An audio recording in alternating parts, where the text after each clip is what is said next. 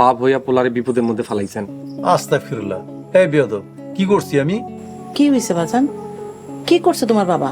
মাতবরে মাইয়ারে পড়াইতে পাঠাইছে, তাও আবার মিথ্যা কথা কইয়া।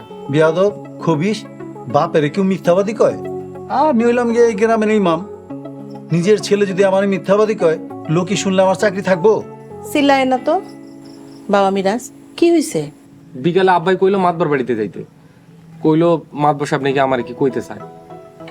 আমি গেলাম দেখা করতে, মাতবর সাহেব আমারে কইলো হ্যাঁ মাইয়া আয়সারে নাকি আমার আরবি পড়াইতে হইব। বুঝেন অবস্থা। শুনেন, মাতব্বর সাহেব যে মিরাজ রে ডাকছে, কি এর লেগে ডাকছে এটা কি আপনি আগে থেকে জানতেন? হ, মা দশব আমারও কিছু তার মাইয়ারে আরবি পড়া শিখাইতে। আমার তো সময় নাই। আমি মিরাজের কথা কইতেই মাতবর রাজি হয়ে গেল। এখন আমি কোথায় মিশা কথা কইলাম? তথ্য গোপন করছেন, এটাও এক ধরনের মিথ্যা। এটা কিন্তু সত্যি কথা, আপনি তথ্য গোপন করছেন। আমার ফাঁসি দাও, রশিয়ানো। আরে আপনি অল্প সমস্যা নিয়ে এত মাতামাতি করে কেন? শোন বাবা, একটা মেয়ে আরবি পড়তে চাইতেছে, এটা তো খুব ভালো কথা, পুণ্যের কথা। সমস্যাটা কি? 1 ঘন্টা বইসা থেকে একটা অক্ষর পড়াইতে পারি নাই, শেষে আমার বদনাম হইব। মাতবর চাচা ভাববো আমি কিছু পারি না, নকল করে পাশ করছি।